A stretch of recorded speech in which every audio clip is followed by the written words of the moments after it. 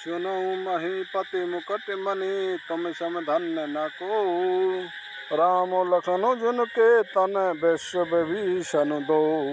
दूतों ने कहा, हे राजाओं के मुकुट मणि, सुनिए, आपके समान धन्य और कोई नहीं है। जिनके राम लक्ष्मण जैसे पुत्र हैं, दोनों विश्व के विभूषण हैं। पूछन जोगुन तनय तुम्हारे, पुरुषौ संग त्यों पुर उजियारे। जिनके जैसे प्रताप के आगे, शशि मलिन रवि शीतल लागे।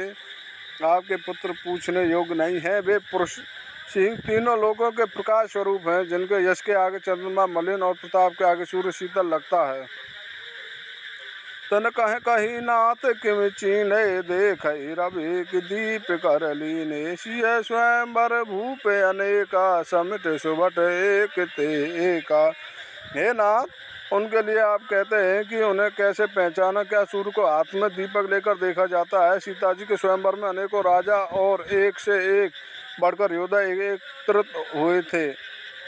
समुसरासनु काहू नटारा, हारे सकल वीर बरियारा।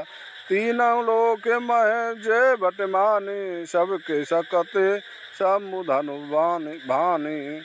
परंतु शिव जी का धनुष को कोई भी नहीं हटा सका। सारे बलवान वीर हार गए। तीनों लोकों में जो वीरता के अभिमानी थे, शिव जी के धनुष ने सबकी शक्ति तोड़ दी। सकई उठाई सरासुर मेरु, सोही हार गयऊ करि फेरु। जय कौतुक शिव शैलु उठावा, सोते सभा पराभव पावा। बाणासुर जो सुमेरु को भी उठा सकता था, वह भी हृदय में हार कर परिक्रमा करके चला गया। और जिसने खेल से ही कैलाश को उठा लिया था, वह रावण भी उस सभा में पराजय को प्राप्त हुआ। जहाँ राम रघुवंश मणि सुनऊ महा महिपाल, भंजऊ चाप प्रयास बिनु जिम गज पंकज नाल। हे महाराज सुनिए, वहाँ जहाँ ऐसे ऐसे योद्धा हार मान गए, रघुवंश मणि श्री रामचंद्र जी ने बिना ही प्रयास शिव जी के धनुष को वैसे ही तोड़ डाला, जैसे हाथी कमल की डंडी को तोड़ डालता है। सुनि सरोष भृगुनायक आए, बहुत भांति दिन आँख दिखाए। देखी राम बलु निज धनु दीना, कर बहु विनय गवनु बन कीना। धनुष टूटने की बात सुनकर परशुराम जी क्रोध में भरे आए और उन्होंने बहुत प्रकार से आंखें दिखलाई। अंत में उन्होंने भी श्री रामचंद्र जी का बल देखकर उन्हें अपना धनुष दे दिया और बहुत प्रकार से विनती करके वन को गमन किया। राजन राम अतुल्य बल जैसे, तेज निधान लखुन पुनि तैसे। कंपई भूप बिलोकत जाके, जिम गज हरि किशोर के ताके। हे राजन, जैसे श्री रामचंद्र जी अतुलनीय बली हैं, वैसे ही तेज निदान फिर लक्ष्मण जी भी हैं, जिनके देखने मात्र से राजा लोग ऐसे कांप उठते हैं, जैसे हाथी सिंह के बच्चे के ताकले से कांप उठते हैं। देव देखी तब बालक दो, अब न आँख तर आवत को। दूत बचन रचना प्रिय लागी, प्रेम प्रताप वीर रस पागी। हे देव, आपके दोनों बालकों को देखने के बाद अब आंखों के नीचे कोई आता ही नहीं, हमारी दृष्टि पर कोई चढ़ता ही नहीं। प्रेम प्रताप और वीर रस में पगी हुई दूतों की वचन रचना सबको बहुत प्रिय लगी। सभा समेत राहु अनुरागे, दूतन दैन छावर लागे। कही अनीति ते मुँह दही काना, धर्म विचारे सबहि सुकुमाना। सभा सहित राजा प्रेम में मग्न हो गए और दूतों को निछावर देने लगे। उन्हें निछावर देते देखकर यह नीति विरुद्ध है ऐसा कहकर दूत अपने हाथों से कान मूंदने लगे। धर्म को विचार कर उनका धर्मयुक्त बर्ताव देखकर सभी ने सुख माना। तब उठी भूप वशिष्ठ कहु दीन, पत्र का जाय कथा सुनाई। गुरु सब सादर दूत बुलाए। तब राजा ने उठकर वशिष्ठ जी के पास जाकर उन्हें पत्रिका दी और आदर पूर्वक दूतों को बुलाकर सारी कथा गुरु जी को सुना दी।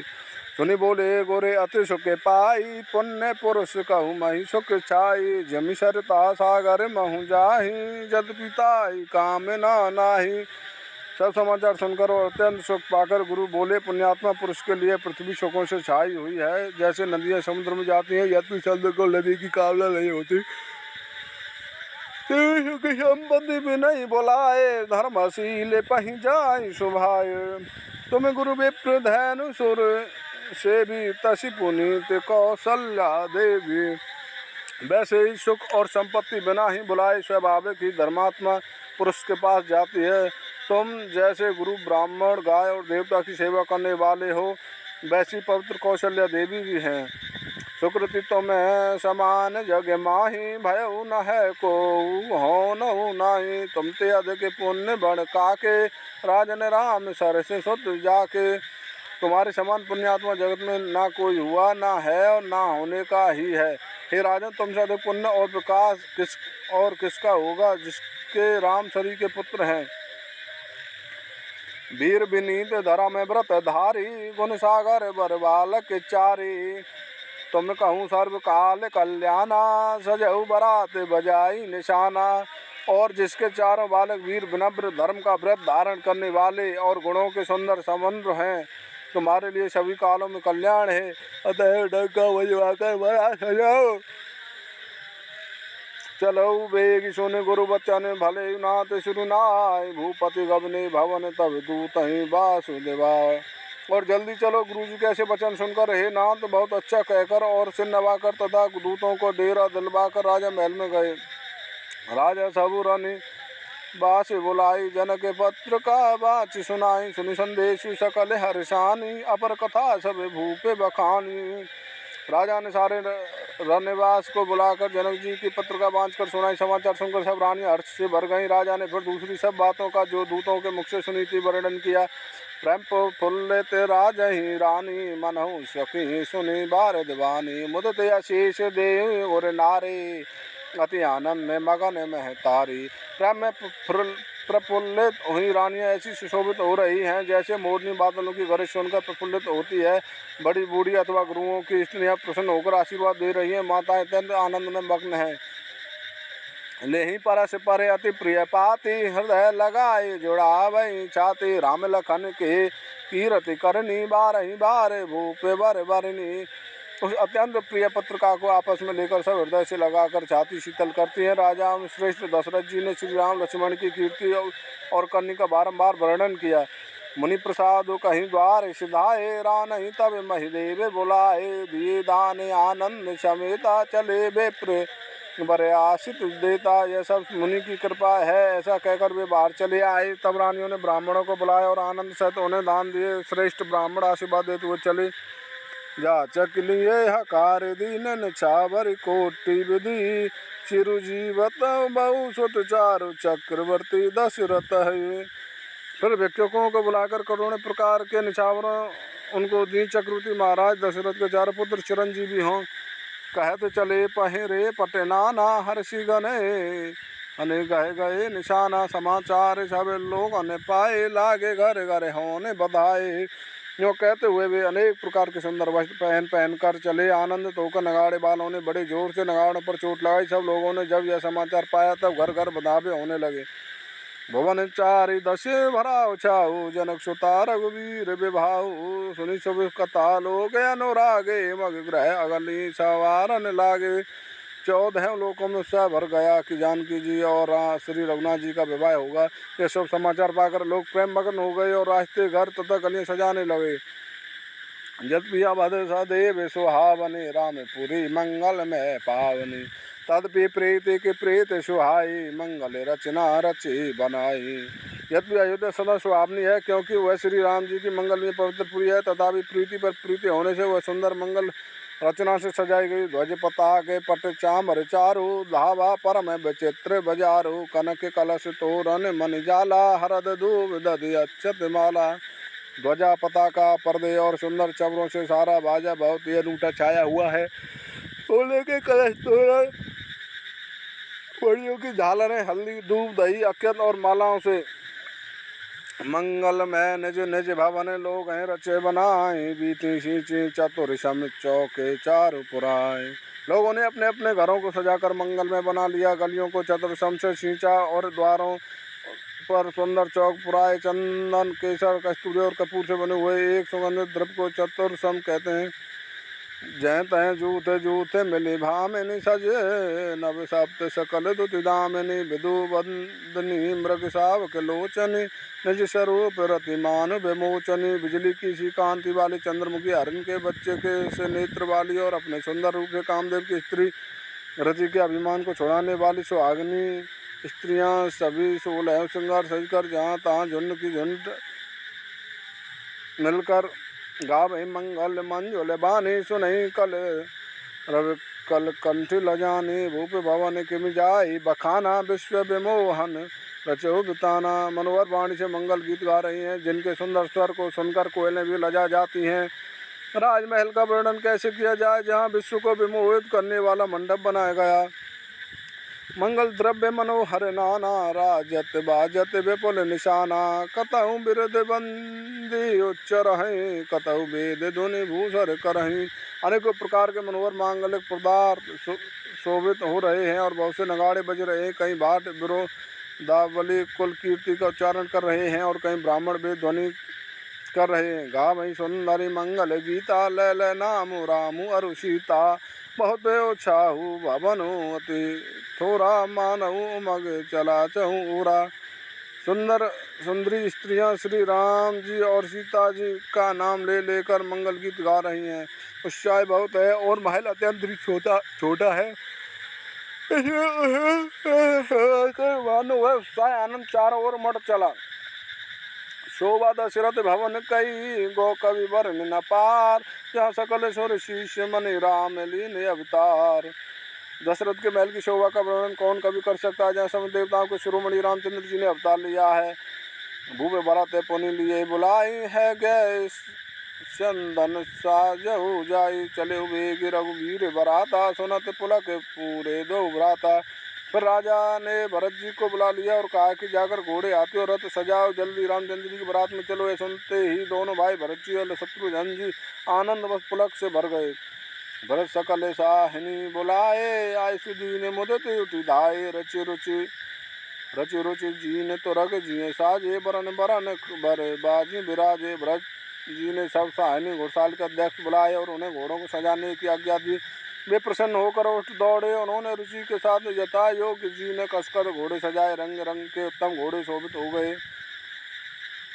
सुबह सकल सुटी चंचल करनी अय जरत धरत पग धरनी। नाना जाति न जाई बखाने निधरि पवन जनु चहते उड़ाने।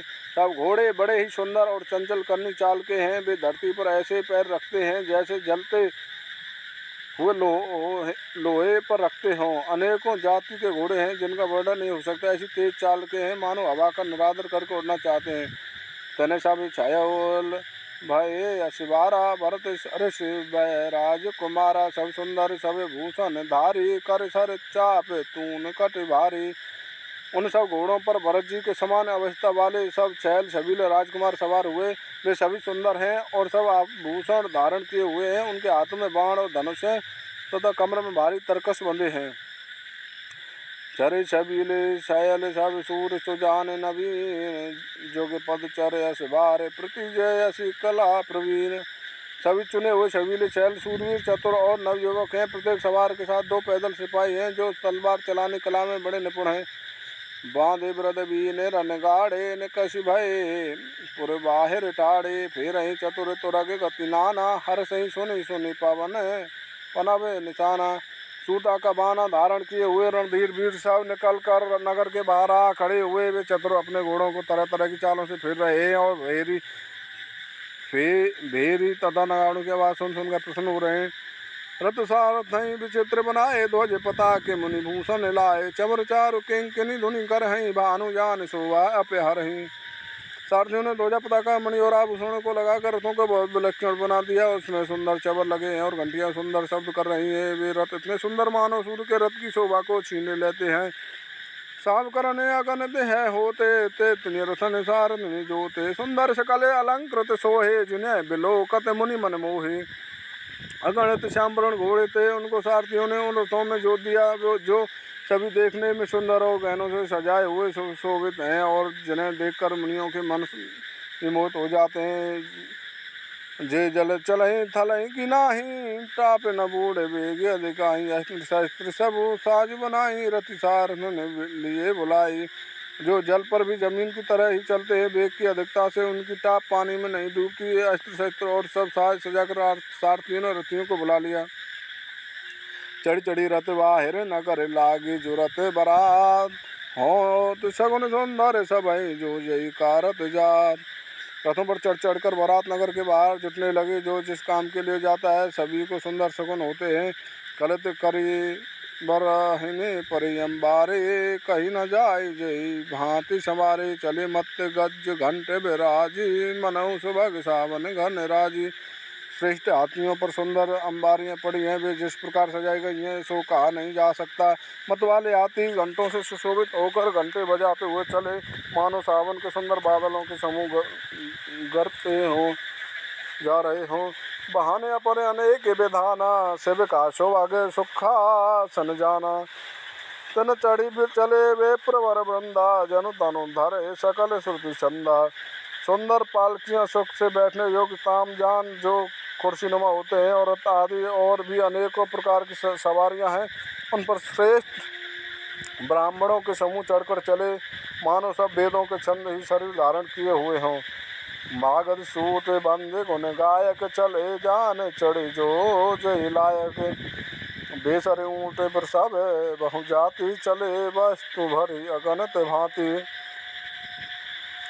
मागध सूत भात और गुण गाने वाले सब जो जिस योग थे वैसी सवारी पर चढ़कर चले। बहुत जातियों के खच्चर ऊँट और बैल असंख्य प्रकार की वस्तुओं लाद लाद कर चले। कोटन कांवर चले कहारा विविध वस्तु को बरने न पारा। चले सकल सेवक समुदाय निज निज साज समाज बनाई। कहार करोड़ों कांवरें लेकर चले उनमें अनेकों प्रकार की इतनी वस्तुएं थी कि जिनका वर्णन कौन कर सकता है। सब सेवकों के समूह अपना अपना साज समाज बनाकर चले। सबके ओर निर्भर हर्ष पूर्ति पुलक शरीर कबहि देखिबे नैन भरो राम लखन दो वीर। सबके हृदय में अपार हर्ष है और शरीर पुलक से भरे हैं। सबको एक ही लालसा लगी है कि हम श्री राम लक्ष्मण दोनों भाइयों को नेत्र भरकर कब देखेंगे। गरजहि गज घंटा ध्वनि घोरा रत रव बाजे हिंस चहु ओरा। नदरि घनहि घुमरहि निशाना निज पराई कछु सुनहु न काना।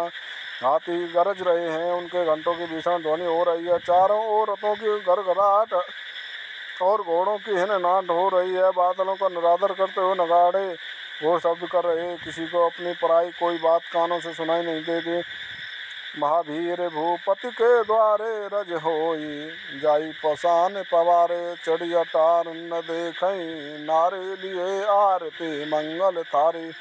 राजा दशरथ के दरवाजे पर इतनी भारी भीड़ हो रही है कि वहाँ पत्थर फेंका जाए तो वह भी पिसकर धूल हो जाए।